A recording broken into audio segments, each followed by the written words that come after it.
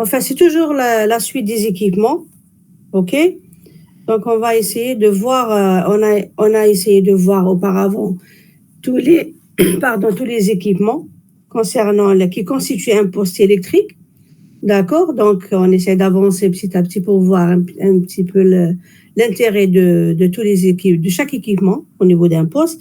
Aujourd'hui, on va passer à un autre équipement qui est l'équipement, d'après ce qu'on a vu, c'est l'équipement le plus lourd, qui est le transformateur de puissance. Je vais essayer de vous partager d'abord le fichier. On va essayer de voir c'est quoi le transformateur. Donc, dans ce cours, on ne va pas entamer la constitution du transfo, etc., parce que vous la connaissez, vous l'avez déjà fait en machine. D'accord? Donc, on va essayer de voir autre chose qui rentre dans le cadre du diagnostic et du traitement du transformateur de puissance, comme c'est l'élément le plus lourd dans un réseau électrique. Donc, on va essayer de voir comment remédier en cas de problème et quelles sont les méthodes qui sont utilisées, sans bien sûr avoir recours par exemple, ouvrir le transformateur ou bien interrompre la continuité de service dans un réseau électrique. D'accord? Donc, je vais essayer de vous partager maintenant le fichier. Attends, je vais l'ouvrir ici.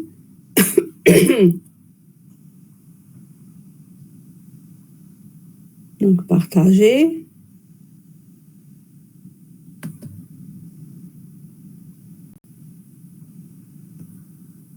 Voilà.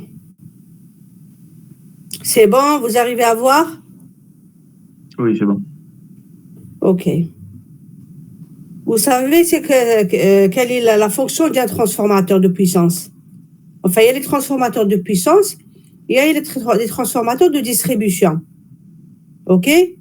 Donc, généralement, ceux de puissance, ceux qui sont utilisés dans la MT et la HT, donc ils ont même, du point de vue gabarit, ils sont plus importants, ils ont un gabarit beaucoup plus important par rapport à ceux qui sont utilisés en BT. Donc, un transformateur de puissance, c'est un élément qui est présent dans le réseau électrique, dans les différentes parties, que ce soit transport, interconnexion ou bien distribution. Il a un rôle crucial dans le réseau. Donc, c'est une machine qui est statique qui va nous permettre de passer d'un niveau de tension à un autre. Que ce soit, il peut être élevateur comme il peut être abaisseur. Et là, c'est juste un petit aperçu pour vous dire, c'est-à-dire l'historique du transformateur. J'ai mis juste une petite information là pour que vous ayez une idée en quelle année il a été découvert le transformateur. Ce qu'il faut savoir, c'est que le singular, entre 1850 et 1888, d'ailleurs, c'est un chimiste de formation, c'est un jeune électricien français, qui a présenté en 82 à une société française des électriciens un générateur secondaire. Ce générateur secondaire, lui, il l'a appelé à l'époque transformateur. D'accord? Donc, après, qu'est-ce qu'il a fait? Il a donc, bien sûr, il a essayé de chercher son utilisation, et c'est qu'en 1884 qu'il a mis en service une liaison, enfin, c'est-à-dire, il a essayé de démontrer que ce transformateur, c'est un appareil qui peut servir dans un réseau de transport d'électricité alimenté par du courant alternatif. Et le premier test qu'il avait fait, c'était sous une tension de 2000 volts, ça veut dire 2 kilovolts, entre la région de Turin et Alonso, qui sont distants à une distance de 80 km. D'accord? Donc, c'est lui qui a inventé le transformateur. Ensuite, entre-temps, il a découvert, pendant qu'il faisait ses recherches, il a découvert qu'il y avait pas mal d'autres chercheurs qui l'ont dépassé un petit peu et qui ont même fait des brevets dans ce sens-là pour pouvoir, bien sûr, c'est-à-dire procéder à l'utilisation de ces équipements au niveau du transport d'électricité et en même temps essayer de montrer leur importance et comment ils sont fabriqués d'une façon ou d'une autre, suivant le constructeur. Donc voilà, par exemple, là je vous montre une photo du transformateur inventé par Lucien Gollard. C'est un modèle qui a existé de l'année 84 jusqu'à l'année 86. Ensuite, bien sûr, avec le développement technologique, etc. Parce qu'auparavant, regardez, Donc, par exemple, là, c'est un transformateur biphasé. D'accord? Donc, si regardez, donc les deux phases ici sont séparées par un espace qui est libre. Ça veut dire, parce que pourquoi? C'est des bobinages qui sont censés être alimentés par une tension, traversés par un courant, donc ils vont générer un certain champ magnétique, donc il y a un flux qui va circuler à l'intérieur de ces bobinages. Donc, il peut y avoir des influences, bien sûr, entre, si par exemple, les bobines sont très proches. D'accord? Et donc, ça peut nuire, ou bien même si, par exemple, les bobines sont vraiment très proches, il faut essayer parce que au fur et à mesure de leur fonctionnement, comme il y a un passage du courant, donc ces bobines, ils peuvent chauffer. Donc, il peut y avoir un échauffement. Donc, s'il y a des échauffements, donc vous pouvez avoir, par rapport à leur constitution, un isolant qui va fondre et ça peut provoquer des courts-circuits, etc. Si, par exemple, la distance n'est pas respectée, donc vous pouvez avoir un court-circuit qui est général. Et là, de plus en plus qu'il y a eu le développement de la technologie et de plus en plus qu'on monte au niveau de tension, ils ont montré que ces transformateurs prenaient des dimensions vraiment très, très importantes et qui présentent un problème du point de vue, que ce soit installation ou bien du point de vue transport et bien sûr du point de vue, même du point de vue l'isolation entre les bobines. Il n'y avait que de l'air auparavant, c'est-à-dire les bobines sont séparées par de l'air. Donc, plus l'espace est grand, plus il y a plus d'air entre les bobines et donc ça va éviter les échauffements et bien sûr de l'échauffement thermique vers d'autres problèmes qui peuvent surgir au niveau du transformateur.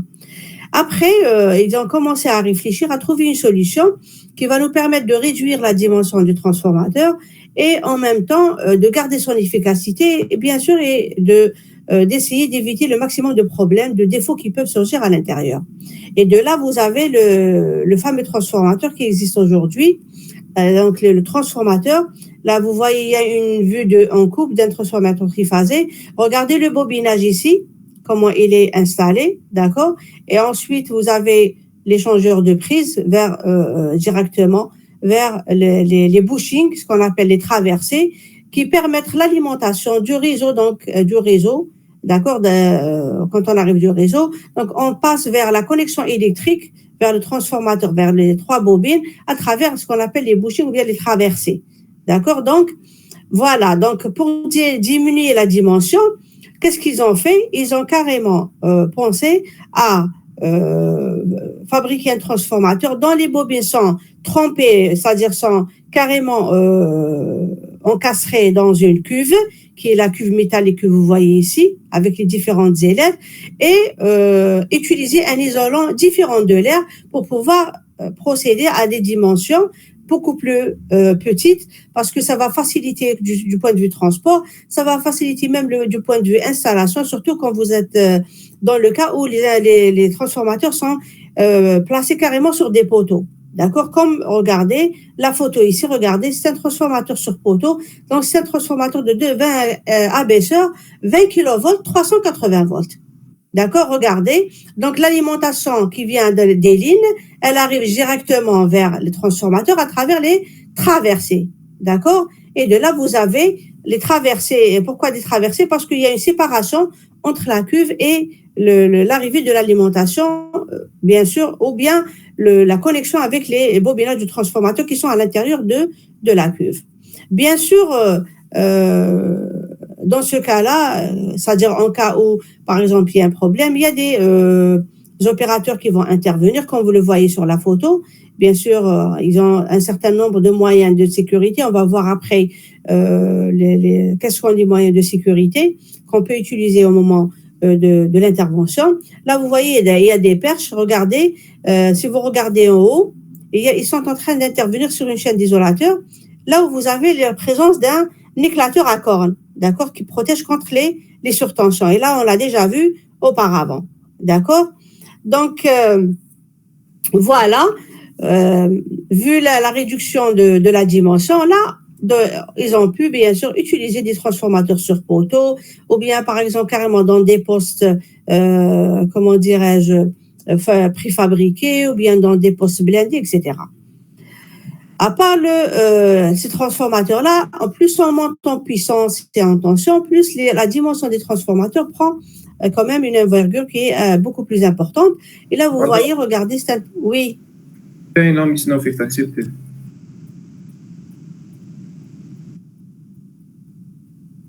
OK. OK. Donc, regardez, ici, vous avez une photo d'un transformateur 450 mégavolts et 380 kilovolts. Vous voyez? Regardez ici, la dimension. Et là, ce que vous avez, c'est la cuve ici qui relie, bien sûr, là, vous avez où on introduit un niveau d'huile pour pouvoir remédier en cas où le niveau d'huile va baisser.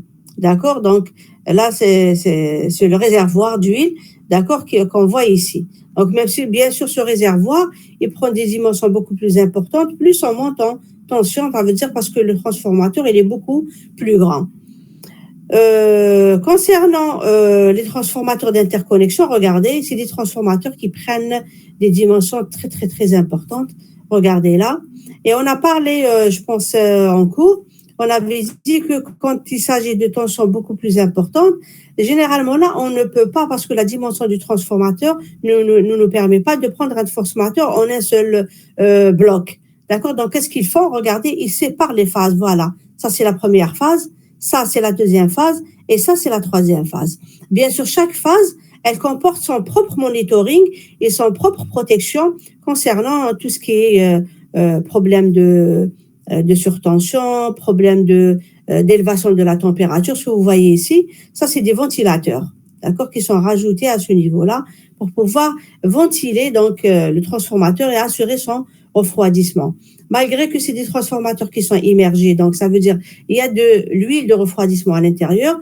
Et ce qu'il faut savoir, c'est que cette huile, c'est une huile minérale, d'accord. Avant cette huile minérale, ils utilisaient ce qu'on appelle les PCB. Les PCB, ce qu'on appelle les polychlore de biphényle. Cette substance-là, cette matière-là qui est utilisée comme isolant, qui est un isolant liquide, elle posait beaucoup de problèmes au fur et à mesure du fonctionnement du transformateur. C'est avéré que ces PCB sont cancérigènes, donc c'est très dangereux pour les opérateurs quand ils interviennent au niveau des transformateurs. Avec le temps, et bien sûr, du point de vue décomposition de la molécule de ces PCB, elle devient très dangereuse, donc ça peut causer même l'explosion des transformateurs. Donc, à partir de là, ils ont commencé à chercher l'équivalent. Et là, avec un certain nombre de tests, ils ont trouvé que l'huile minérale, elle donnait beaucoup de meilleures caractéristiques, et bien sûr, et elle est moins toxique que les PCB. Donc, ils ont essayé de vider tous les transformateurs, ensuite accéder à la cuve, donc la nettoyer, d'accord, et essayer d'enlever toute trace de PCB.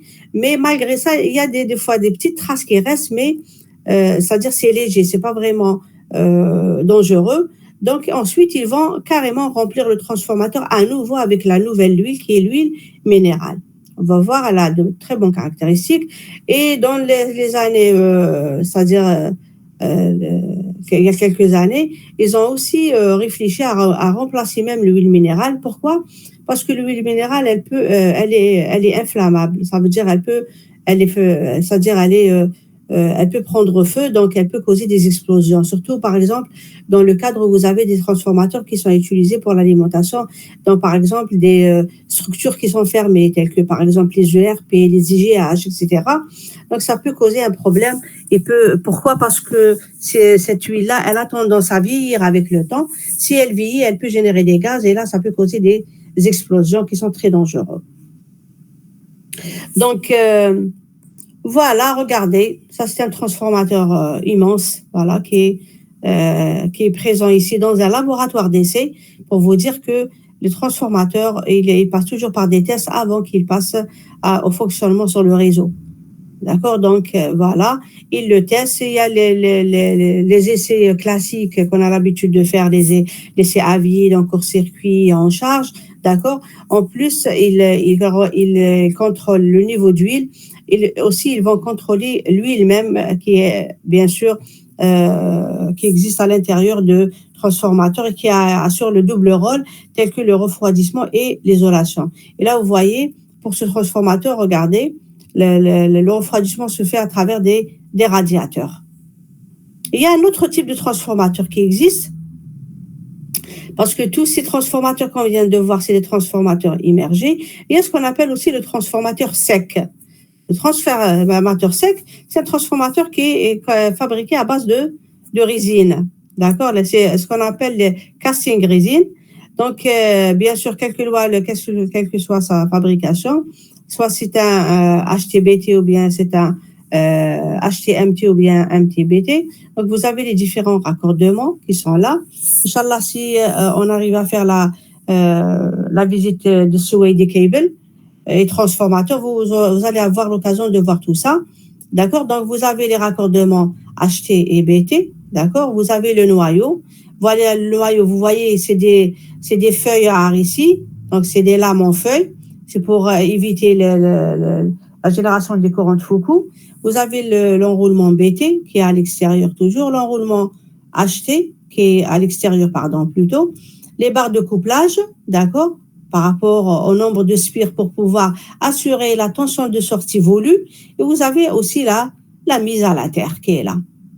D'accord? Donc, ces transformateurs, ils peuvent être installés dans une enveloppe de protection, c'est-à-dire pour pouvoir les protéger contre toutes les, les contraintes atmosphériques. Donc, le IP, il est soit de 315 ou bien le IP, il est de 235.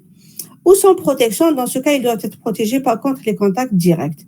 D'accord? Donc, pour pouvoir assurer le bon fonctionnement tout au long bien sûr, pour la durée pour laquelle il a été dimensionné. Voilà, regardez un transformateur serre comment il est à l'intérieur. Vous voyez le bobinage, comment qu'il est, d'accord? Les raccordements à ce niveau-là pour pouvoir sortir les prises, c'est-à-dire le nombre au niveau des changeurs de prise. Les changeurs de prise, on l'a vu en S1, qu'est-ce qu'il fait? Et c'est-à-dire, vous avez les différentes sorties du nombre de spires par rapport au bobinage qui est utilisé. Et là, on va combiner entre les différents nombres de spires pour pouvoir avoir à la sortie la tension voulue. Si, par exemple, il y a un déséquilibre au niveau du fonctionnement, qu'est-ce qu'on fait? Par exemple, vous avez la tension qui va augmenter ou bien qui va baisser. On revient toujours à l'échangeur de prise. Et là, on va essayer de combiner entre les spires pour pouvoir abaisser la tension à la tension nominale. Donc, ces transformateurs qui représentent les éléments les plus chers dans un réseau électrique, donc qu'est-ce qu'ils font?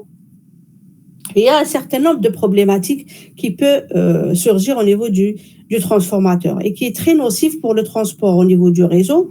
D'accord, et aussi nocif pour l'équipement lui-même parce que c'est un équipement qui coûte très cher et c'est pas facile pour le remplacer. D'accord, donc nous qu'est-ce qu'on va faire? Je vais vous présenter la problématique et ensuite comment la régler parce que est-ce que à chaque fois il faut qu'on accède au transformateur et on essaye de l'ouvrir et interrompre le fonctionnement et bien sûr voir qu'est-ce qu'il y a dedans, ou bien il y a un autre moyen de contrôler les paramètres du transformateur sans l'ouverture de ce dernier. D'accord? Donc, pour la problématique, la voilà. Donc, c'est quoi? C'est qu'il y a une défaillance électrique au niveau des équipements de puissance, généralement au niveau du réseau électrique. D'accord? Donc, toutes ces défaillances, qu'est-ce qu'ils vont causer? Ils vont bien sûr provoquer le claquage de l'isolation. Parce que pourquoi? Parce que si par exemple le courant augmente ou bien la tension augmente, donc on sait que les conducteurs sont isolés par un isolant. Donc la première des choses qui va se produire, c'est que vous savez, ou peut-être vous avez vu tous, vous connaissez tous comment ils sont les bobinages à l'intérieur du transfo. Donc quand on bobine, c'est des spires. Ensuite, on va protéger, d'accord, ces spires avec du vernis, avec un isolant spécifique. Bien sûr, pour que les spires ne frottent pas entre elles pour éviter les courts-circuits fréquents. D'accord? Donc, il y a une isolation qui est bien respectée à l'intérieur. D'accord? Donc, parmi les équipements, on sait que c'est le transformateur. Donc, cet équipement, qu'est-ce qu'il a il est composé de quel type d'isolant? Dans ce cadre-là, donc le transformateur, en réalité, il a deux types d'isolants. L'huile minérale, qui est un isolant liquide, et les solides qui est le papier, parce que vous avez, on isole entre les bobines, etc., à travers le papier, ce qu'on appelle le papier presse-pan, ou bien qu'est-ce qu'on fait? On crée un vide entre les bobines, et là, on fait des barres d'isolants qui sont à base de bakélite, ce qu'on appelle l'isolant bakélite. Donc, vous pouvez avoir deux types d'isolants qui existent à l'intérieur, solides. Il y a le papier presse-pan et il y a il y a la bakélite. Et généralement, vous trouvez dans la littérature ce qu'on appelle la cellulose, d'accord, du papier. Et là, la présence de ces deux types d'isolants crée au niveau du transformateur une structure d'isolation qui est mixte. Et là, par exemple, pour trouver des solutions, pour remédier aux problèmes, c'est pas aussi facile parce qu'on doit régler les problèmes d'une façon définitive et bien sûr d'une façon bien intelligente pour pouvoir trouver des solutions qui sont efficaces. C'est clair? Est-ce que c'est clair? Vous suivez? Oui, madame. Oui, Donc, qu'est-ce que vous avez? Généralement, ces structures isolantes, qui est une structure mixte au niveau du transfo, ils sont soumises à des contraintes très sévères qui peuvent conduire à l'apparition de décharges électriques à l'intérieur. D'accord? Et la décharge, elle peut avoir lieu soit au niveau du bobinage, soit au niveau de l'isolant liquide, qui est l'huile minérale. D'accord? Donc ça, qu'est-ce que ça veut dire? Ces décharges, ils vont provoquer la détérioration des propriétés diélectriques de l'huile, de transformateur. Et bien sûr, les propriétés diélectriques du matériau solide, parce qu'on a affaire à deux isolants à l'intérieur. En plus, ces décharges, quelles que soient elles sont importantes ou moins importantes, elles sont toujours considérées comme les contraintes responsables des claquages destructifs à de basses tensions. D'accord? Ça veut dire que même à des niveaux de tension qui sont très faibles, on peut avoir ces claquages et qui peuvent provoquer la destruction du transformateur. Donc, quand ils ont fabriqué le transformateur, pour remédier à ce problème, qu'est-ce qu'ils ont prévu pour ça? Pour réduire ce genre de problème, donc parmi les moyens, d'accord? Donc, c'est réduire les distances d'isolement entre les éléments. Donc, réduire les distances d'isolement entre les éléments qui sont mis à des potentiels différents, ou bien carrément introduire ce qu'on appelle les barrières isolantes. Donc, ce que je viens de vous dire, ces barrières sont où? C'est le papier qu'on utilise et les baguettes en bakélite, d'accord, pour pouvoir séparer. Ces barrières-là, suivant les distances, c'est-à-dire de là où ils sont installés, la distance, elle joue un grand rôle. Parce que pourquoi? En cas de décharge, on essaie, à travers ces barrières, d'éloigner la décharge le plus, c'est-à-dire et l'orienter vers le chemin le plus lent pour pouvoir hacher la décharge et assurer son extinction. D'accord? Donc, c'est parmi les solutions, c'est la présence de barrières isolantes. Et là, pour les barrières isolantes, c'est une autre paire de manches. Donc, ça dépend comment elle est installée, ça dépend de sa dimension, d'accord, au niveau du transformateur, parce que la dimension dépend de la tension d'application. Et bien sûr, il y a une autre philosophie dans ce sens-là. Donc, ce qu'on veut savoir, l'objectif, c'est quoi? C'est de connaître la structure d'un transformateur avec l'isolement, comment il est fabriqué, comment les isolants, comment ils sont disposés, etc., parce que c'est très important. Les traversées et le régleur en charge, d'accord? Donc, tout ça, il faut le maîtriser pour pouvoir trouver des solutions aux problèmes qui vont surgir. Sachant que ce que vous avez ici comme photo, c'est une traversée haute tension. Donc là, regardez ce côté-là, ce que vous trouvez à l'extérieur, et le branchement, la ligne d'alimentation, elle vient à ce niveau-là. On va la fixer ici pour l'alimentation. Et ce qui est de l'autre côté, là, c'est la partie qui rentre à l'intérieur du transformateur, d'accord, et à laquelle on va bien sûr connecter les différentes phases, parce que chaque phase, elle a une traversée, d'accord. Cette construction de traversée, ils ont été normalisés par rapport à la norme, la NFEN, la 60137. Et là, regardez, voilà la forme réelle, donc la partie qu'on a l'habitude de voir à la tête du transfo, et la partie normalement, bien sûr, qui est à l'extérieur, bien sûr, qui peut exister à l'intérieur. Là, ils ont fait une coupe pour voir à peu près comment ça se passe. C'est comme si on a l'enroulement de capacités à l'intérieur. C'est-à-dire que c'est comme si vous avez des capacités qui sont installées en série. Voilà. Parmi les objectifs aussi, c'est d'analyser l'état d'un transformateur de puissance pour optimiser son exploitation sur son cycle de vie. Parce que s'il y a des contraintes qui vont apparaître, souvent, donc ils peuvent nuire à certaines parties du transformateur.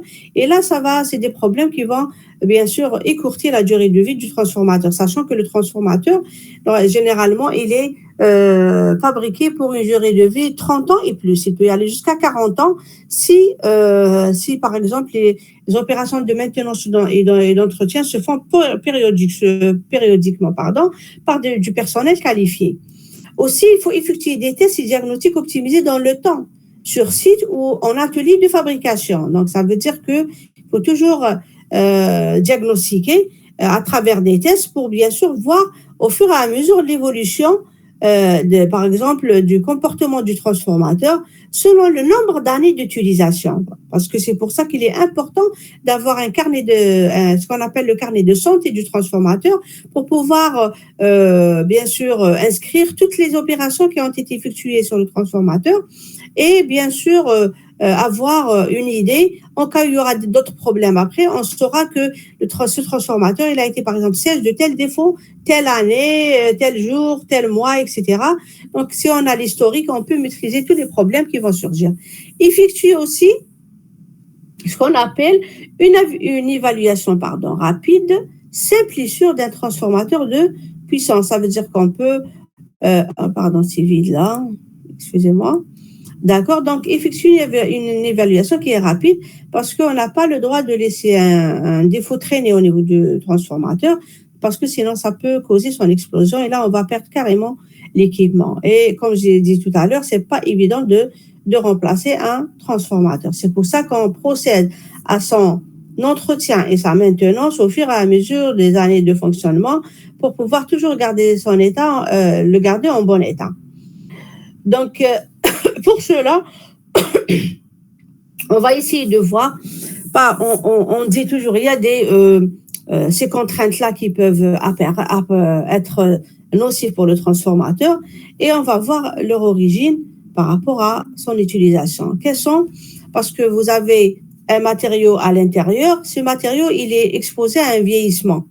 Donc, on va essayer de voir quelles sont les causes du vieillissement. C'est-à-dire, quand on dit le matériau, il vieillit, donc, s'il s'agit de l'isolant, ça veut dire qu'il va perdre ses caractéristiques d'isolant au fur et à mesure qu'il est confronté à des défauts qui sont assez importants.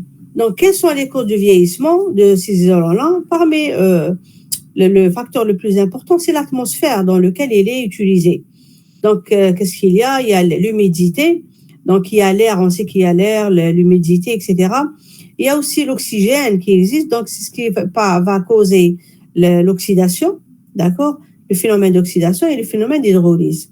Donc, ces deux-là, ils peuvent bien sûr provoquer le champ électrique, bien sûr toucher à la température. Donc, la température, elle peut augmenter. Donc, elle touche le fer, le cuivre, le cellulose qui est le catalyseur, c'est le papier, d'accord. Il devient catalyseur, ça veut dire un élément assez actif pour pouvoir provoquer bien sûr, un certain nombre de problèmes tels que l'oxydation au niveau de l'huile de transformateur. Donc, il y a comment dirais-je, l'huile isolante, elle va commencer à perdre de ses caractéristiques d'isolante. Donc, elle peut être siège de génération, donc de décomposition de sa molécule. Donc, il peut y avoir apparition de gaz sous différentes natures, d'accord? Dès que les gaz ils peuvent provoquer son explosion, et là, vous perdez toutes les caractéristiques de refroidissement du transformateur. Donc, et de là, vous avez l'isolation, l'huile et cellulose. Vous avez la dégradation chimique qui va provoquer l'apparition de l'acide, l'apparition de l'eau. Il y a l'eau et l'oxygène combinés, donc ça va causer l'oxydation. Donc là, c'est dû à la rupture de l'isolation qui est bien sûr soit il y a d'autres causes qui peuvent intervenir, soit la surtension due à la foudre, soit les décharges de gaz particuliers, etc. Donc, tout dépend du type de la cause de ces paramètres-là. Donc, chacun peut causer le vieillissement de votre matériau d'une façon différente. Voilà. Ici, je vous présente les propriétés pour que vous ayez au moins une idée sur cet isolant qui est utilisé au niveau des transformateurs. Donc, il y a certains critères qu'il faut respecter, tels que les critères électriques, chimiques et physiques, d'accord, pour pouvoir assurer les deux fonctions, l'isolation et le transfert de chaleur, donc ça veut dire le refroidissement. Regardez, parmi les caractéristiques là, j'ai essayé de citer les plus importantes, il y en a d'autres. Donc, vous avez les caractéristiques physiques telles que l'aspect et la viscosité, d'accord, plus la densité. Ensuite, il y a l'aspect chimique qui indique l'indice de couleur et l'indice d'acidité, plus la teneur en eau, ou bien les caractéristiques électriques, telles que le facteur de dissipation diélectrique à 90 degrés, qui est le facteur de perte diélectrique, ou bien à la fin, c'est la tension de claquage. Il faut savoir que ces paramètres sont régis d'une norme bien définie, la 296 pour l'huile neuve et la 422 pour une huile usagée. Ça veut dire que même l'huile usagée, quand elle, par exemple, cette huile existe dans un transformateur pendant des années d'utilisation, donc on doit toujours contrôler parce que c'est une grande partie qui est utilisée à l'intérieur. Donc, c'est parmi les facteurs qui peuvent provoquer, bien sûr, des endommagements au niveau du transformateur. Donc, voilà, pour l'huile neuve, par exemple, qu'est-ce qu'elle dit la norme? D'après la série 296, il faut qu'elle soit limpide. La viscosité à 40 degrés Celsius, elle doit être inférieure à 0,865. Donc, qui bien sûr suit la norme ISO 12185. L'indice de couleur, parce que même le couleur qui est un indice chimique, elle nous donne beaucoup d'informations. Tout dépend de la nature de l'huile qui a été installée. D'accord? Donc, il y a l'indice de couleur qui est effectué par une certaine valeur, qui doit être inférieur à 2 par la ACDMD 1500. L'indice d'acidité qui est en milligrammes KOH par gramme aussi. Il doit être inférieur à 0,03. D'accord? Donc, c'est la suite 296. La teneur en eau inférieure à 30 ppm. ppm, c'est portions par million. D'accord? Ou bien les contraintes, les caractéristiques électriques. Donc, dans tangente delta, elle doit être inférieure à 0,005. Et la tension de claquage, il faut qu'elle soit inférieure à 70 kilovolts. Et c'est bien fixé par la CUI, la 156. L'influence, parce que l'influence du traitement sur l'huile de transformateur, parce que si on se pose la question, pourquoi on traite l'huile de transformateur? Parce que le transformateur, comme je viens de le dire, c'est tout un bobinage qui est immergé dans de l'huile à l'intérieur d'une cuvette. Donc, ça veut dire que c'est une cuvette qui est fermée. Donc, si par exemple, il y a un problème, on ne va pas procéder à l'ouverture du transfo à chaque fois, surtout les gros transformateurs de puissance. Donc, qu'est-ce qu'on fait?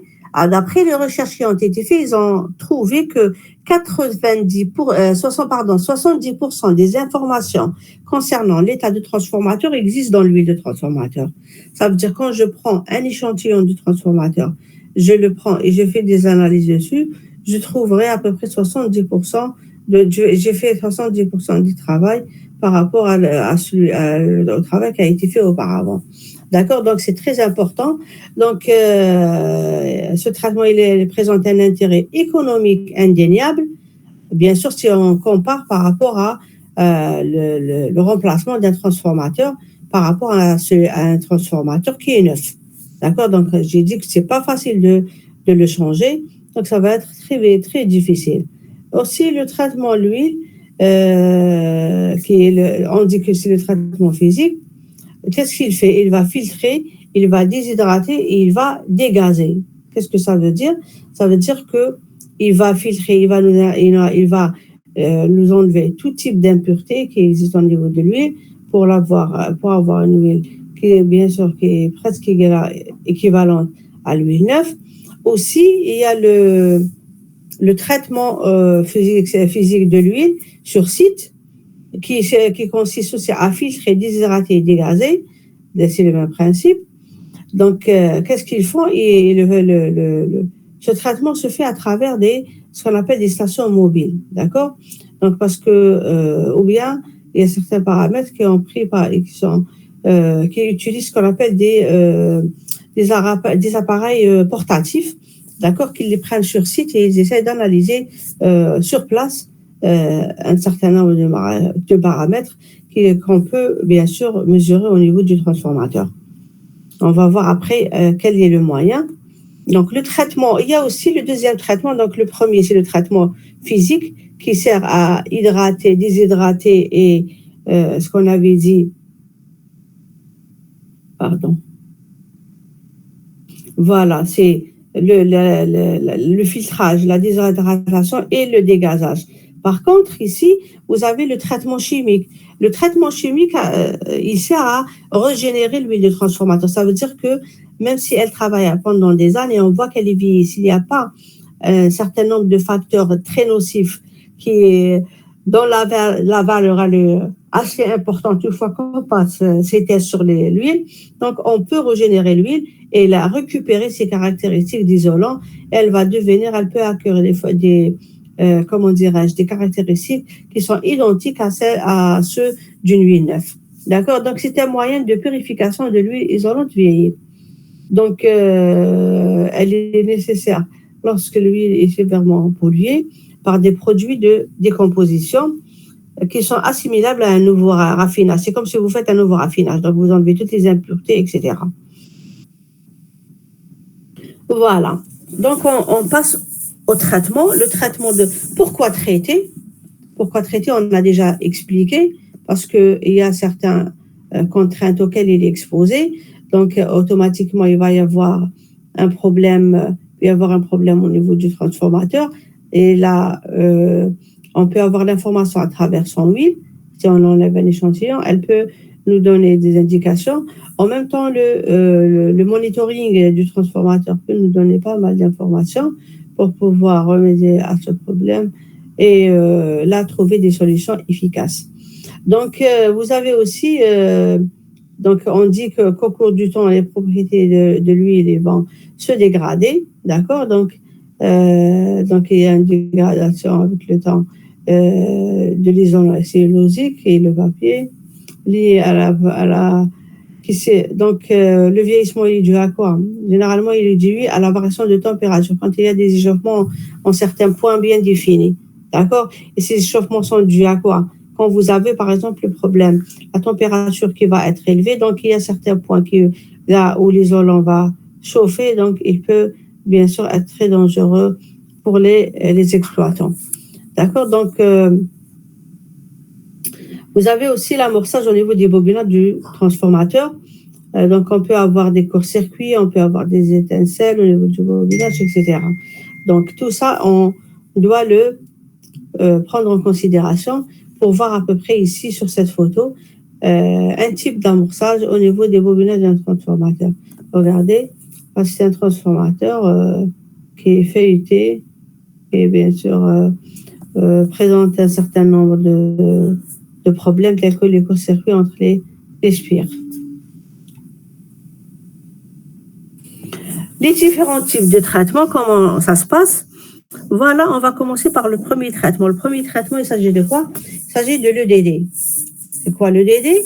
L'EDD, c'est épuration, déshydratation, dégazage. Ça veut dire on va enlever les impuretés, on va déshydrater, donc on va enlever l'eau qui peut exister à l'intérieur, et le dégazage, c'est les gaz. Ce qu'il faut savoir qu'il peut y avoir des infiltrations de poussière ou autre chose, donc qui peuvent causer, bien sûr, qui nous incitent à faire cette opération d'épuration. Soit vous avez des hydratations au niveau du transformateur, donc ça veut dire, qu'est-ce que ça veut dire? Ça veut dire qu'il va y avoir une présence d'eau à l'intérieur de l'huile. Ce qu'il faut savoir, le plus important, c'est que l'huile minérale, elle a une caractéristique qui est assez importante qu'il faut connaître pour pouvoir bien sûr remédier à ce problème, c'est qu'elle est hydrophobe, comme on avait vu, si vous vous rappelez, pour l'isolateur. Ça veut dire qu'elle n'absorbe pas l'eau. Si l'eau, par exemple, tombe sur elle ou autre, donc ça va carrément se former, comme on a vu la dernière fois, comme en gouttelettes là, et ça peut disparaître complètement. Mais ici, par exemple, au niveau de l'huile, non. Les gouttelettes vont rester à l'intérieur et ça peut provoquer des décharges et des contournements, etc. D'accord? Donc, et là, qu'est-ce qu'on fait? Vous avez ici, ça c'est une station. Donc, regardez, vous avez le transfo. Donc, au niveau du transfo, on va alimenter, vous avez deux vannes, la vanne supérieure et la vanne inférieure, qui vont nous servir comme support pour pouvoir enlever des échantillons d'huile. Donc, voilà.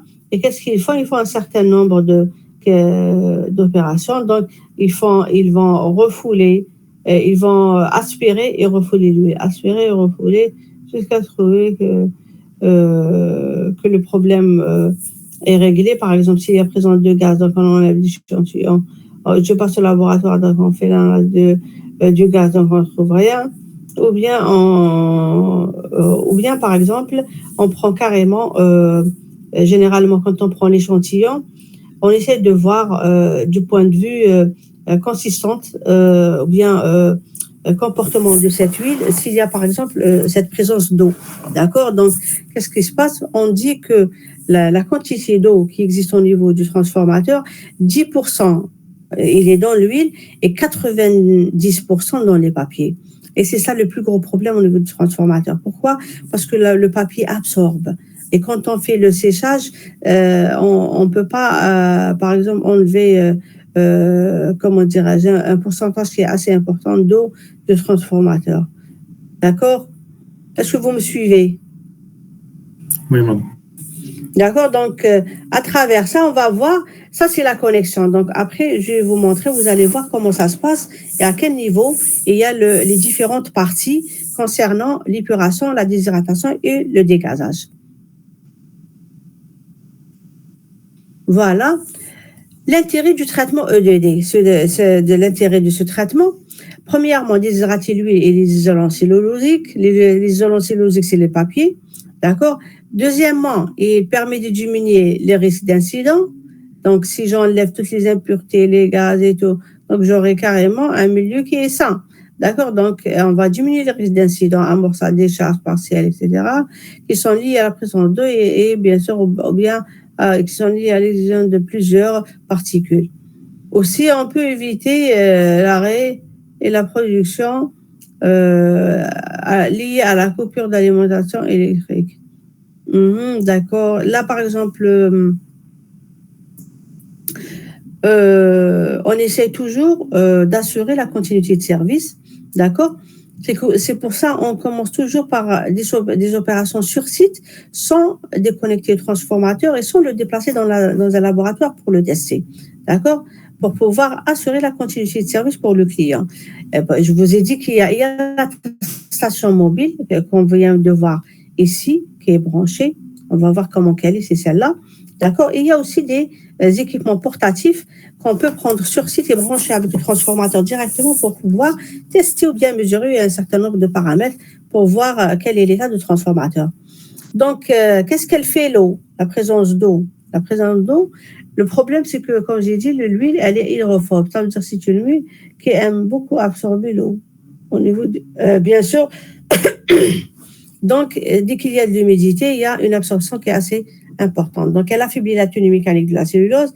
Donc, elle peut entraîner une baisse significative de l'isolement du transformateur. Donc, il peut provoquer les amorçages. Il faut savoir qu'elle peut provoquer le claquage, d'accord, de l'huile de transfo.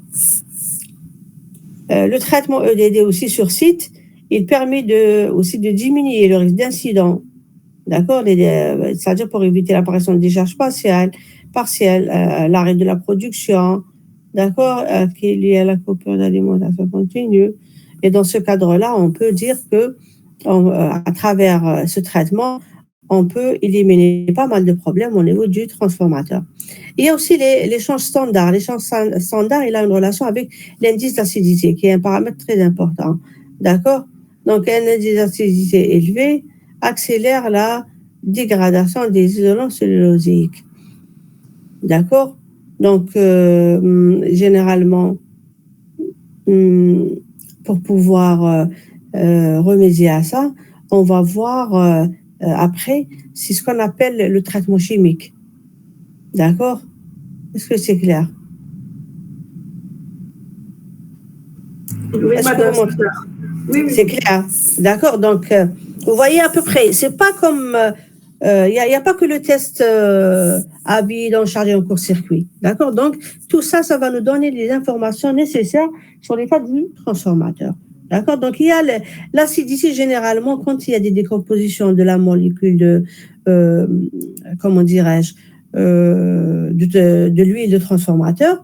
Donc, qu'est-ce qu'il y aura? Il va y avoir des réactions chimiques, c'est-à-dire à l'intérieur de l'huile, ou bien entre l'huile et papier.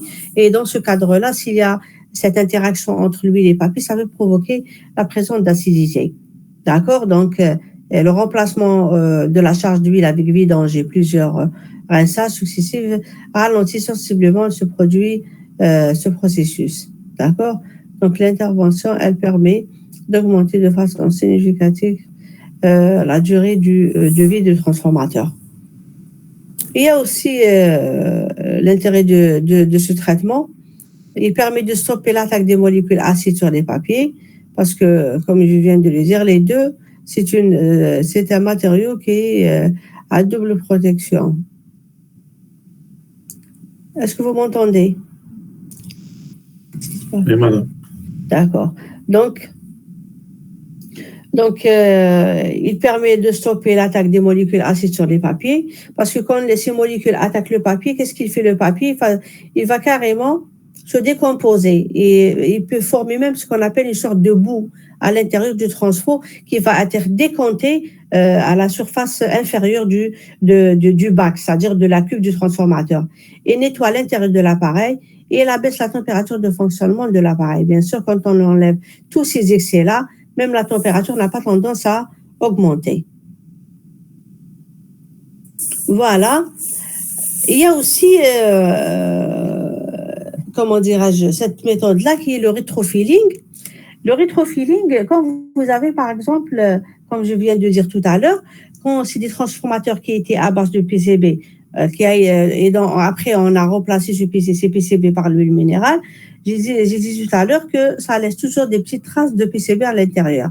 D'accord? Donc, on fait le rétrofilling, la décontamination par rétrofilling, ça veut dire que on enlève cet excès de comment dirais-je, on va essayer d'enlever l'excès c'est-à-dire de traces de PCB qui existe toujours au niveau de l'huile qui est neuve, qui a été utilisée.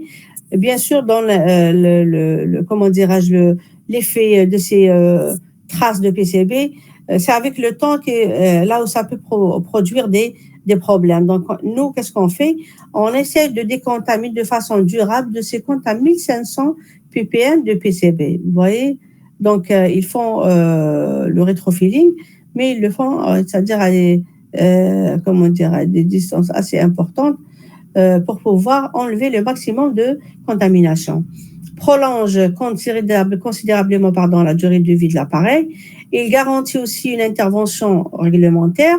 Donc, même comme on a dit que les PCB sont dangereux, non seulement explosifs, en même temps, ils sont cancérigènes. D'accord? Donc, il faut une certaine prendre en considération ce facteur-là, donc avec une certaine hygiène de sécurité pour pouvoir, bien sûr, éviter d'être contaminé. Il révalorise aussi l'huile polluée par les PCB. D'accord? Donc, ça veut dire cette huile qui a été dévalorisée, il va lui donner encore sa propre valeur avec de bons caractéristiques pour qu'elle soit utilisée encore dans le transformateur pendant une longue période. Le traitement en charge, comment il se fait? C'est qu'on déshydrate en profondeur l'appareil, donc on essaye d'éliminer toute l'eau qui a été présente à l'intérieur du transfo. Et là, il y a des infiltrations à travers les parties, c'est-à-dire d'alimentation, à travers les bushings. C'est pas parce que les bushings, ils ont toute une technique pour qu'ils soient fixés au niveau de la cuve du transformateur pour pouvoir assurer l'alimentation des phases le bobinage du transformateur. D'accord, mais il faut bien sûr, c'est-à-dire la fixation, elle est gérée par certaines techniques qui sont bien détaillées dans la norme. Parce que sinon, le serrage ne sera pas bon et là, ça peut causer même des problèmes au niveau par rapport à l'alimentation. Donc, on peut avoir des étincelles, des décharges, etc. En même temps, et ça peut créer carrément des vides là où vous pouvez avoir l'infiltration de particules, de particules d'eau, ou bien de poussière ou autre, d'accord, à l'intérieur. Et bien sûr, si ces particules et tous ces agents polluants à l'intérieur de l'huile peut provoquer, bien sûr, la décomposition. Parce que pourquoi? on a un champ qui règne à l'intérieur, d'accord, et donc ça peut provoquer carrément des décharges, des étincelles, des endommagements de l'isolant du bobinage. Ça peut provoquer des courts-circuits au niveau des spires de bobinage du transfo, etc. Donc, on élimine les particules présentes dans la cuve, OK, et en même temps, on nécessite seulement un court arrêt de l'appareil. Ça veut dire, quand on fait, comment dirais-je, ce traitement qui, bien sûr, dure pendant plusieurs semaines sans arrêt, sans arrêter la production, donc, il est bien bénéfique et là, on peut, c'est-à-dire maintenir le transformateur dans un bon état pour qu'il puisse assurer la durée de fonctionnement pour laquelle il a été dédié. La décontamination, voilà, là, c'est-à-dire pour voir juste les étapes du procédé de décontamination. Donc, il y a 3 étapes. Premièrement, on fait la vidange du transformateur pollué par les PCB. D'accord, donc on enlève toute l'huile. Récupération des égoutures et aspersion à chaud avec de l'huile isolante neuve. Donc, qu'est-ce qu'on fait? Ça veut dire on enlève, d'accord, on va le vidanger. Donc, on va introduire à l'intérieur une huile qui est neuve, d'accord. Donc, cette huile neuve, ça va servir, on va laver avec l'intérieur de la cuve pour éliminer toute trace de PCB.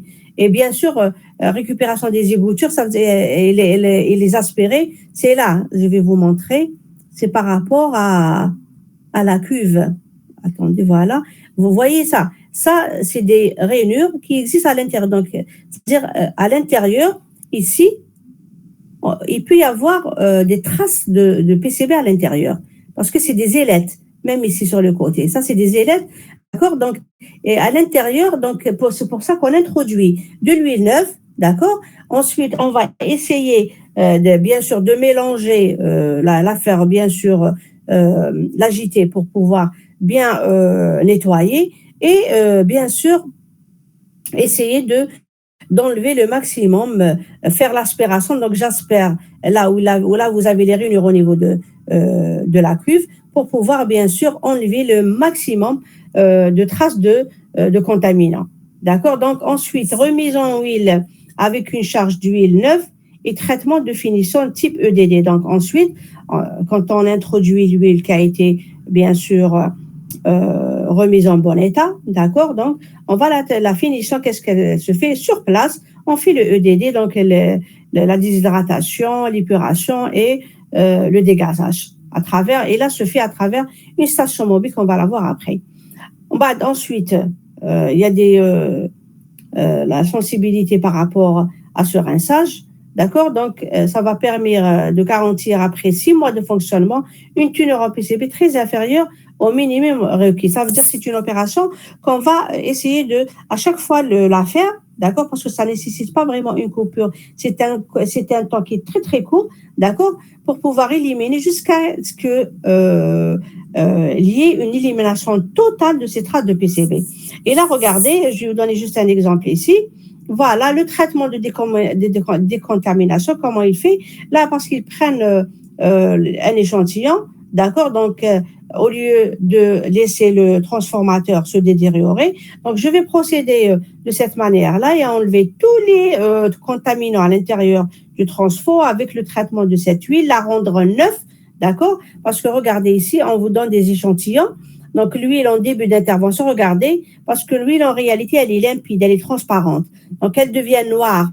C'est pour ça que parmi les paramètres qui nous donnent l'information sur l'état du transformateur, c'est la couleur de l'huile. Quand on prend l'échantillon, si l'huile, elle est vraiment elle noircit, c'est-à-dire elle a une couleur qui est foncé, ce qu'on appelle dark color. Donc, ça veut dire là qu'il y a quand même, quel que soit les impuretés, etc. Donc, ça veut dire que déjà la couleur, elle a changé. Ça veut dire la couleur qui normalement ne dépasse pas 2, elle a dépassé 2. Parce que la couleur, d'après la norme, elle ne doit pas dépasser la valeur 2. D'accord? Ensuite, on fait un premier rinçage. Donc, c'est des cycles de nettoyage, d'accord, de filtration et de nettoyage pour pouvoir enlever toutes les impuretés. Après le premier rinçage, regardez, la couleur, elle devient moins foncée. Ensuite, on va faire un deuxième rinçage. Regardez, elle s'est éclaircie encore plus. À la fin, regardez, l'huile, elle est complètement limpide. D'accord? C'est à la fin de l'intervention. Ça veut dire que, bien sûr, ça veut dire là, elle est, comment dirais-je,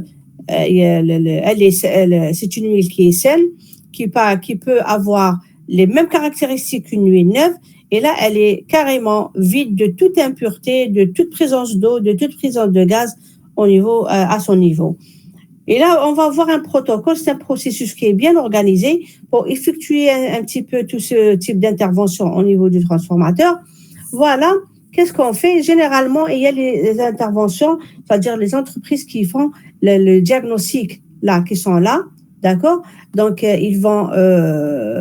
attendez, je vais agrandir, pardon, un petit peu. Même moi, ici, je vois que c'est un peu... Et alors?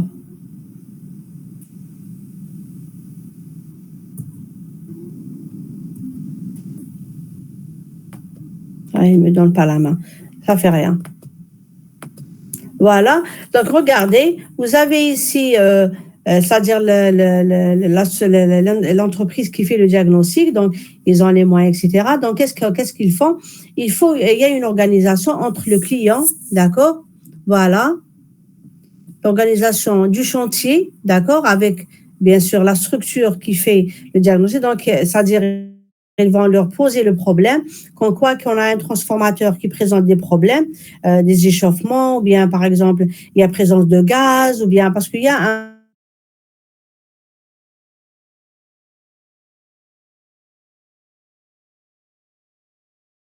D'accord? Donc, il va y avoir l'accord sur c'est-à-dire les traitements qui vont être faits. Ensuite, parmi ces traitements, la première des choses, c'est qu'on procède à l'utilisation de la station, parce que c'est la station qui va se déplacer sur site sans qu'il y ait la déconnexion du transformateur.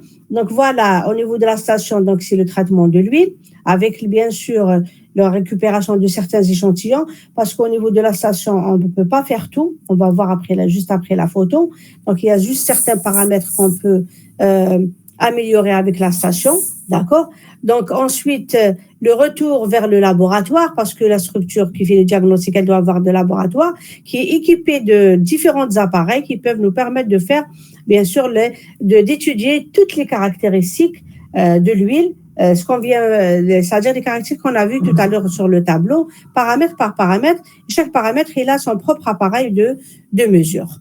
Ensuite, voilà, donc quand la prise en charge au niveau de l'entreprise de diagnostic des échantillons, donc ils font l'analyse et à la fin, ils vont vous livrer une attestation de résultat, c'est-à-dire un rapport de traitement qui a été effectué au niveau du laboratoire d'essai. Donc, il va vous donner l'état de l'huile à l'intérieur du transformateur. Et à partir, suivant les caractéristiques, on va essayer de choisir l'un ou l'autre par rapport au traitement qui existe. Voilà. Regardez, ça, c'est le traitement. Si, par exemple, à travers, ça, c'est la station mobile. C'est son intérieur. À l'intérieur de quoi elle est composée.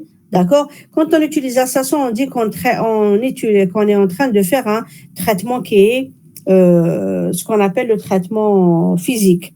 D'accord? Si vous voyez ici par rapport à la Constitution, regardez la station, qu'est-ce qu'elle comporte? Elle comporte ici un coffret de commande. On va voir qu'est-ce qu'il y a. Regardez, il y a des afficheurs ici de valeurs, il y a des boutons, etc. Donc, et à partir de là, on fait le réglage et on essaie de faire fonctionner là, bien sûr, la station. Et il y a un ensemble de chauffage. On va voir pourquoi. D'accord? Donc, c'est un ensemble de chauffage. Pourquoi? Parce que l'huile, elle doit être chauffée. Ça veut dire pourquoi? Parce que parmi les paramètres, il y a la viscosité. Quand elle est contaminée, elle devient visqueuse, ça veut dire lourde. Donc, on doit la chauffer pour la diluer, pouvoir faire la séparation de tous les contaminants par rapport à la molécule d'huile d'origine. D'accord? Et il y a aussi un indicateur de température d'entrée, parce qu'il faut savoir que le traitement se fait à 70 degrés. D'accord? Maximum, c'est 80. Vous avez les éléments de dispersion. Vous voyez ici, là, il y a une chambre à l'intérieur. Cette chambre, regardez, là, c'est un niveau, là, c'est l'huile. Cette chambre, elle permet c'est l'eau. Elle permet d'enlever l'eau, d'accord? Donc, de filtrer l'eau, de l'huile, et en même temps faire le dégazage. Le dégazage se fait dans ces tubes-là, d'accord? Pour pouvoir enlever le gaz et le piéger à l'intérieur. Et là, toute la chambre, on l'appelle chambre à vide. C'est une chambre à vide qui permet le dégazage et bien sûr la déshydratation de l'huile. Qu'est-ce qu'il y a encore? On a dit que c'était un EDD, donc il y a l'épuration. L'épuration, ça veut dire qu'il faut éliminer les impuretés.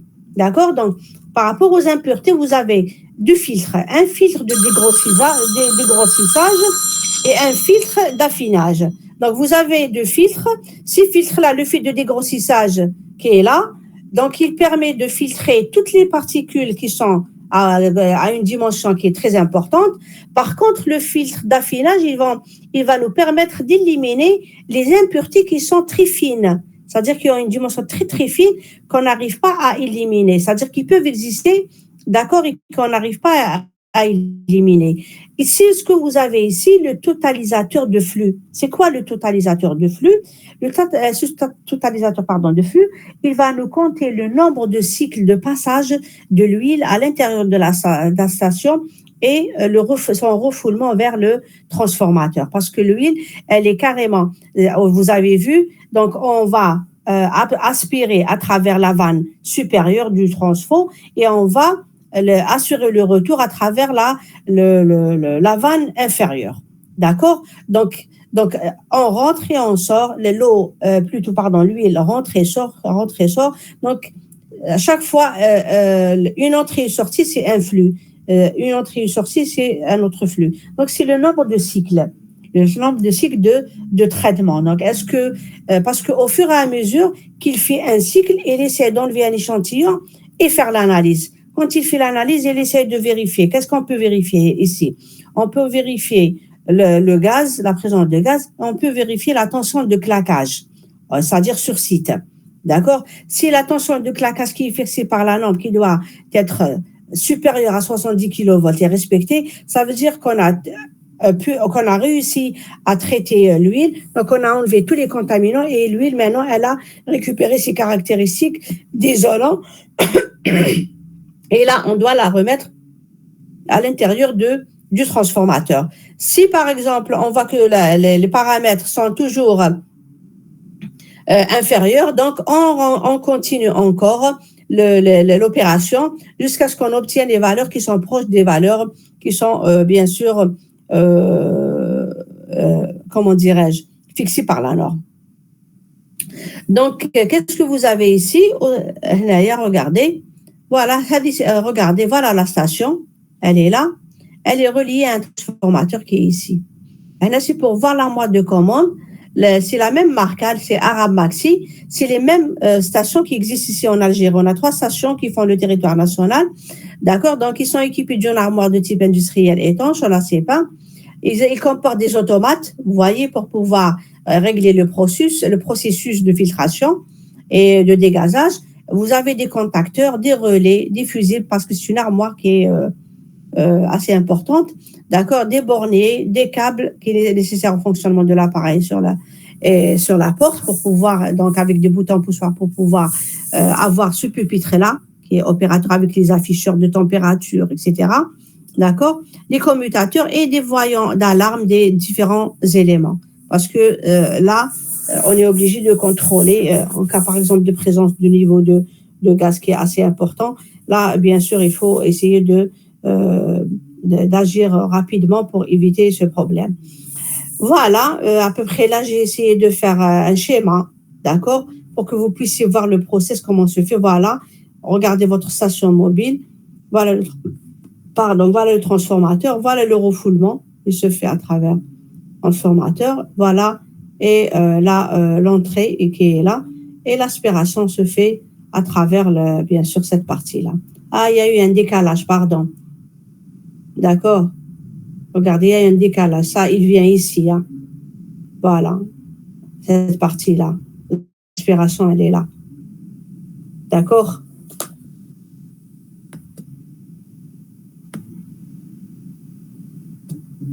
Ah non, on n'arrive pas. Attendez. Il y a un décalage. OK, donc c'est toujours à travers les vannes supérieures et inférieures.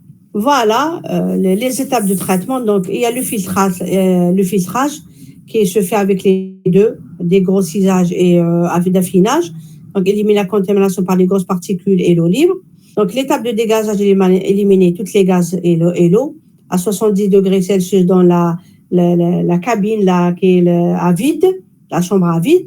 Ensuite, l'étape de filtrage, quand vous enlevez tout ça, il reste les particules fines, donc on va les éliminer avec le filtre d'affinage. Donc, toutes les fines particules sont éliminées avec l'eau qui reste. Voilà, regardez. Là, c'est un autre exemple d'analyse, d'accord? Voilà, il vous donne à peu près, là, par exemple, cette huile, elle est différente de celle que je vous ai montrée tout à l'heure. Et si regardez, vous avez, elle est moins foncée, d'accord? Donc, regardez après le traitement. Ensuite, là, elle devient jaune clair. Ensuite, regardez après le process de filtrage de traitement, comment elle devient carrément limpide, elle est transparente, il n'y a rien à l'intérieur. Donc, et là, quand vous mesurez toutes ces caractéristiques, vous la trouvez semblable à l'huile neuve.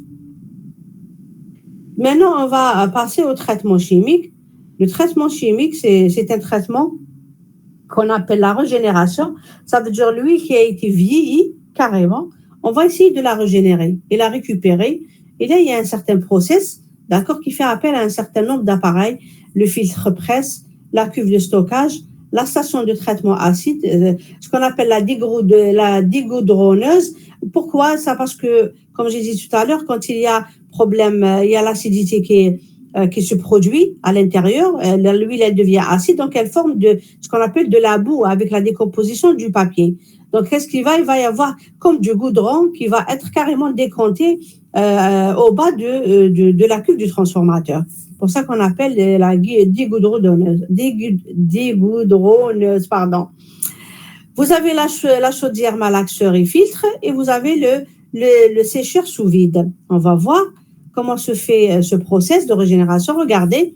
Donc là, ils prennent carrément l'huile de transformateur à travers la vanne. Et là, quand on prend même le bas et le haut, parce que des fois, il y a des impuretés qui vont carrément être suspendues à la surface supérieure et d'autres qui font se décompter au bas comment dirais-je, au bas de la cuve du transformateur. Là, regardez comment on fait. On prend l'huile usagée. Qu'est-ce qu'on fait? On lui rajoute de l'acide sulfurique, voilà, à 98%. D'accord? Donc, ça veut dire qu'elle est bien concentrée. Ensuite, là, on fait l'agitation de l'huile. Donc, qu'est-ce qui se passe quand on fait l'agitation? Quand on injecte le H2SO4, qu'est-ce qu'il fait? C'est comme si quand vous mélangez, regardez, quand vous mélangez l'huile et l'eau. Donc, quand vous mélangez l'huile et l'eau, quand vous mélangez comme ça, vous agitez, il vous semble qu'il y a le mélange qui se fait. Mais quand vous arrêtez d'agiter, qu'est-ce que vous allez? Vous allez avoir l'eau en bas et l'huile qui est à la surface. C'est le même process ici. Donc, quand vous faites avec ça, qu'est-ce qu'il fait? Il va se produire le phénomène de décantation. Ça veut dire que le goudron, ou bien ce qu'on appelle la boue qui se forme, elle va être carrément décantée vers le bas de la cuve et vous avez l'huile qui reste seule. C'est-à-dire, on va les séparer, qui va frotter, comment dirais-je, qui va, comment dirais-je, se présente à la surface, d'accord? J'ai perdu le mot, pardon. D'accord? Donc ensuite, qu'est-ce qu'on fait? Cette huile qui a été déjà, donc on enlève le goudron, d'accord? Il est extrait par là, par le goudron plus l'excès d'acide, par la vanne de purge, on va carrément l'enlever, on laisse juste l'huile. À l'huile, qu'est-ce qu'on fait? On va ajouter ce qu'on appelle la terre à foulant. La terre à foulant, c'est quoi? C'est un genre de terre, c'est une poudre qui a la particularité d'absorber le maximum d'acidité et d'impureté au niveau de l'huile. Ça veut dire que c'est quoi pourquoi elle absorbe? Parce que parmi la particularité de cette terre, qu'est-ce qu'ils vont? Ils vont lui faire un certain process d'activation, c'est-à-dire, ça veut dire que comment dirais-je,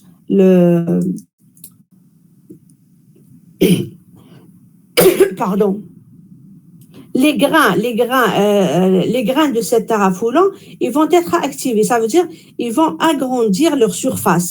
D'accord?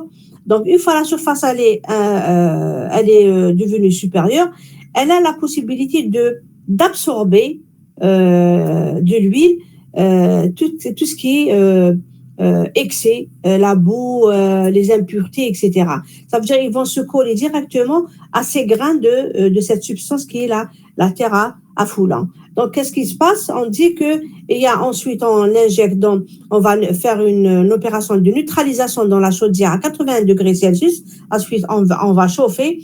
Ensuite, on va faire le filtre, la séparation. On va séparer parce que ça y est, on a la terre, donc elle a absorbé c'est-à-dire tous les contaminants, pardon, au niveau de l'huile. Pardon. Ensuite, on a l'huile qui va être, comment dirais-je, elle est suspendue à la surface et le goudron, bien la boue, c'est-à-dire il a été condensé vers le bas. Là, ensuite, on fait passer par le filtre. On va faire sortir la boue huileuse à part et on va récupérer juste l'huile, bien sûr, qui est bien filtrée et dépourvue de tout type de goudron, ou bien de particules, ou bien de boue, etc. On va récupérer une huile qui est bien transparente. Ensuite, généralement, quand on fait ce traitement, l'huile, comme j'ai dit, elle a les caractères, parmi ses caractéristiques, c'est qu'elle est hydrophobe. Donc, on va sortir une huile qui est propre, mais qui contient de l'eau. Donc, on va procéder à son séchage d'abord. D'accord? Séchage de l'huile régénérée à Alpha Laval. On va voir cette station-là. Ensuite, une fois qu'elle est séchée, d'accord? Donc, on va, c'est-à-dire l'eau qui était en suspension, on va carrément l'enlever. D'accord? Et on va récupérer à la fin une huile qui est traitée. Est-ce que c'est clair? Oui, madame. Ça, il me prenne, il reste encore un peu. On va voir juste la station Alpha Laval et peut-être on va arrêter, d'accord? On a fait les 1h10, c'est ça? Oui. D'accord. Je vais vous montrer juste la station et je vais arrêter. Voilà. Donc, vous avez voilà cette station. D'accord. Ça, c'est l'une des stations comme la station Alpha. C'est une station qu'on appelle station Alpha Laval. Pourquoi? Regardez, elle comprend une chambre de dégazage. Voilà. Et, regardez. Elle a presque le même principe, mais c'est pas le même principe. Ça, c'est pour la... Tout à l'heure, il y a vu le traitement physique à travers la station. Elle a une chambre de dégazage qui est la chambre à vide, d'accord? Ici, elle est différente, regardez. Donc, vous avez la chambre de dégazage qui va nous permettre d'éliminer les gaz. Regardez, elle est connectée avec une pompe à vide. C'est presque le même principe. Vous avez le réchauffeur. Le réchauffeur ici, donc, c'est comme une résistance qui va chauffer parce que quand on chauffe, on va diluer. Et là, ça va être plus facile à séparer les impuretés, d'accord? Et vous avez ici le séparateur. Liquide solidaire. C'est une ancienne station. La station, c'est une station réelle qui existe au niveau de la société de, comment dire, المحولات الكهربائية في بليدة. La SKMK, société de SKMK de بليدة المحولات الكهربائية de Blida, عندهم cette station où ils ont aussi la station mobile qui est bien sûr qui se déplace vers les sites à l'extérieur. Est-ce que c'est clair jusque-là? Est-ce que c'est bon pour tout le monde? Oui. Je sais que c'est nouveau, mais c'est pratique, c'est pratique à 100%. Ce que vous allez trouver sur le terrain. On a beau à faire parce que tout ce qui est mesure électrique, etc., ce que vous avez l'habitude de voir, les essais en charge, en court-circuit, etc. Là, on a l'habitude, vous savez comment les faire, mais tout ça, c'est ce problème-là que vous allez rencontrer une fois être sur le terrain, Inch'Allah, après avoir terminé vos études. Et là, pour trouver des solutions, c'est pas évident. Donc, il faut connaître tous ces procédés pour pouvoir agir sur place. D'accord? En cas de problème, comment agir et quels sont les tests à faire, etc. D'accord? C'est clair pour tout le monde. Oui, madame, c'est clair. Oui, madame.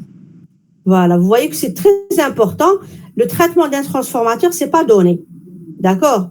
Donc, c'est pas donné à n'importe qui.